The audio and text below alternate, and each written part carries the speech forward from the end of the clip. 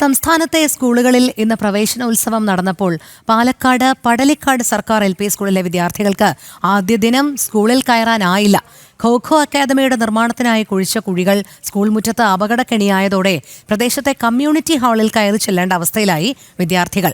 അധികൃതരുടെ വീഴ്ചയാണ് ദുരവസ്ഥയ്ക്ക് കാരണമെന്ന് രക്ഷിതാക്കളും നാട്ടുകാരും BJPയും ആരോപിച്ചു. സംസ്ഥാനത്തെ എല്ലാ സ്കൂളുകളിലും പ്രവേശനോത്സവം വളരെ നല്ല രീതിയിൽ തന്നെ നടന്നുകൊണ്ടിരിക്കുമ്പോൾ പാലക്കാട് പടലിക്കാട് LP സ്കൂളിലെ കുട്ടികൾക്ക് അവരുടെ സ്കൂളിൽ ഇന്ന് പ്രവേശനോത്സവം സംഘടിപ്പിക്കാൻ കഴിയാത്ത ഒരു സ്ഥിതിയിലാണ്. അവരുടെ ഒരു കമ്മ്യൂണിറ്റി ഹാളിലാണ് ഇന്നിപ്പോൾ അവിടുത്തെ പ്രവേശനോത്സവം നടന്നിരിക്കുന്നത്. അതിന് പ്രധാന കാരണം എന്നുള്ളത് സ്കൂൾ മുറ്റത്ത് ഈ ഖോ അക്കാദമി ഉണ്ടാക്കുന്നതിൻ്റെ ഭാഗമായിട്ട് അവിടെ ധാരാളം കുഴികൾ എടുത്തിട്ടുണ്ട്. ആ കുഴികൾ വലിയ അപകട കുഴികളാണ്. അപകട കുഴികളുള്ള അവിടെ ഈ കുട്ടികളുടെ പ്രവേശനോത്സവം സംഘടിപ്പിക്കുകയാണെങ്കിൽ അത് വലിയ രീതിയിലുള്ള ബുദ്ധിമുട്ട് ഉണ്ടാക്കും എന്നുള്ള വലിയ ആക്ഷേപവുമായി രക്ഷിതാക്കളും മറ്റുമൊക്കെ രംഗത്ത് എത്തുന്ന ഒരു സ്ഥിതി ഉണ്ടായി. ഇതോടുകൂടെയാണ് ഇപ്പോൾ ഈ പ്രവേശനോത്സവം കമ്മ്യൂണിറ്റി ഹാളിലേക്ക് സംഘടിപ്പിച്ചിരിക്കുന്നത്. കമ്മ്യൂണിറ്റി ഹാളിൽ വളരെ സ്ഥലപരിമിതിയിലാണ്, വലിയ ഒരു ബുദ്ധിമുട്ടോടുകൂടെ പ്രവേശനോത്സവത്തിന് പങ്കെടുക്കേണ്ട ഒരു അവസ്ഥയിലായിരിക്കുകയാണ് ഇവിടുത്തെ കുട്ടികൾ. നമുക്ക്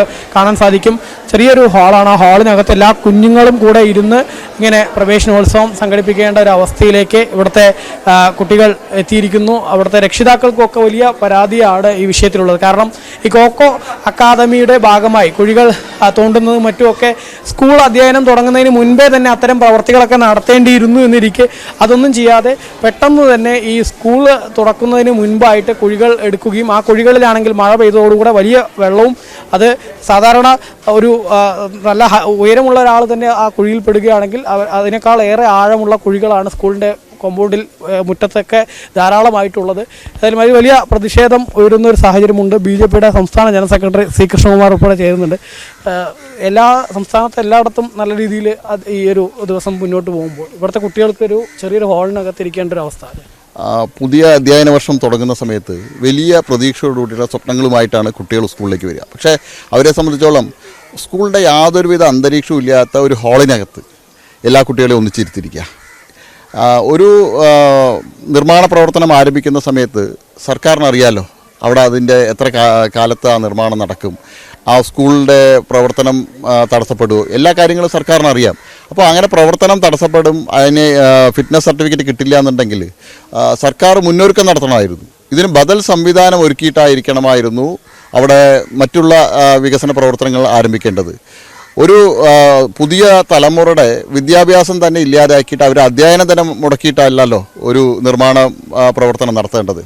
അപ്പോൾ ഇന്നലെ വലിയ പ്രതിഷേധം ഉയർന്ന സമയത്ത് മാത്രമാണ് സർക്കാരും MLAയും എല്ലാം ഈ കാര്യത്തെക്കുറിച്ച് ചിന്തിക്കുന്നത്. അപ്പോൾ ജനങ്ങളെ ഭീഷണിപ്പെടുത്തുന്ന രീതിയിലാണ് ഇന്നലെ PTA മീറ്റിങ്ങിലെല്ലാം ജനങ്ങളെ ഭീഷണിപ്പെടുത്തുന്ന രീതിയിലാണ്, മാതാപിതാക്കളെയും രക്ഷിതാക്കളെയൊക്കെ ഭീഷണിപ്പെടുത്തുന്ന രീതിയിലാണ് MLAയും അതുപോലെ തന്നെ പാർട്ടിയുടെ നേതാക്കന്മാരൊക്കെ പെരുമാറിയത്. ഇത് ജനാധിപത്യ രാജ്യമാണ്. അവർക്ക് രക്ഷിതാക്കൾക്ക് അവരുടെ വിദ്യാർത്ഥികളെ സംബന്ധിച്ച് അവരുടെ കുട്ടികളെ സംബന്ധിച്ച് ആശങ്കയുണ്ട്. ആ ആശങ്ക പറയേണ്ടത് പൊതുവേദിയിലാണ്. അത് അടിച്ചമർത്താൻ ശ്രമിച്ചാൽ അത് ഞങ്ങൾ അനുവദിക്കില്ല. അത്തരത്തിലുള്ള കയ്യൂക്കിൻ്റെതായിട്ടുള്ള ഭാഷയിലാണ് MLAയും പാർട്ടിയും സംസാരിക്കുന്നതെങ്കിൽ ഞങ്ങൾ ഇവിടുത്തെ രക്ഷിതാക്കൾക്കൊപ്പമുണ്ട്. അവരുടെ കുട്ടികൾക്ക് എല്ലാവിധ സൗകര്യങ്ങളും കൂടി പഠിക്കാനുള്ള സംവിധാനം ഒരുക്കേണ്ട ഉത്തരവാദിത്വം സർക്കാരിനുണ്ട്.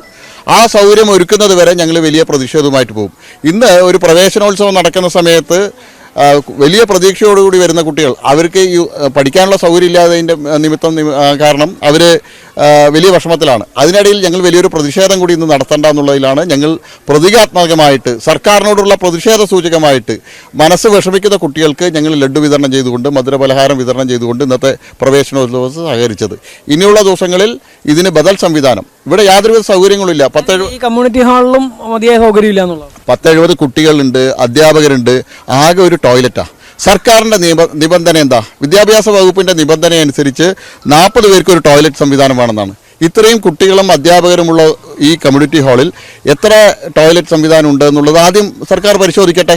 ഞങ്ങളിത് പരാതിയുമായിട്ട് പോകും, മനുഷ്യാവകാശ കമ്മീഷനിൽ പോകും, ബാലാവകാശ കമ്മീഷനിൽ ഞങ്ങൾ പരാതി കൊടുക്കും. ഇത്തരത്തിൽ കുട്ടികൾക്ക് യാതൊരുവിധ സൗകര്യങ്ങളും ഇല്ലാത്ത അവിടെ ഇരുത്തി പഠിപ്പിക്കാനാണ് ഭാവമെങ്കിൽ നിയമപരമായിട്ടും ജനാധിപത്യ രീതിയിലും ഞങ്ങൾ വലിയ പ്രതിഷേധവുമായിട്ട് മുന്നോട്ട് വരും. തന്നെയാണ് ഈ സംഭവത്തിൽ നിയമപരമായിട്ടും അതല്ലാതെയും ഒക്കെയുള്ള പോരാട്ടവുമായി മുന്നോട്ട് പോകും എന്നുള്ളതാണ് BJP പറയുന്നത്. മനുഷ്യാവകാശ കമ്മീഷനും ബാലാവകാശ കമ്മീഷനും ഉൾപ്പെടെ പരാതി നൽകും. ഒപ്പം തന്നെ ഈ വിഷയത്തിൽ പ്രതിഷേധ പരിപാടികളും സംഘടിപ്പിക്കും. ഇന്നിപ്പോൾ അധ്യയന ദിവസം ആയതുകൊണ്ട് തന്നെ ഇത്തരത്തിലൊരു വലിയ പ്രതിഷേധങ്ങളോ മറ്റോ സംഘടിപ്പിക്കേണ്ട എന്നുള്ള നിലയ്ക്കാണ്. അതേസമയം ഈ വിഷയത്തിൽ അടിയന്തരമായിട്ടുള്ള ഒരു പരിഹാരം വേണം. ഈ കമ്മ്യൂണിറ്റി ഹാളിൽ, ഒരു ടോയ്ലറ്റ് മാത്രമുള്ള കമ്മ്യൂണിറ്റി ഹാളിൽ ഇത്രയും കുട്ടികളെ ഇരുത്തി പഠിപ്പിക്കാൻ അത് അനുവദിക്കാൻ കഴിയുന്ന ഒരു കാര്യമല്ല എന്നുള്ളത് കൂടെയാണ് BJPയുടെ സംസ്ഥാന ജനറൽ സെക്രട്ടറിയായ C. കൃഷ്ണകുമാർ വ്യക്തമാക്കിയത്.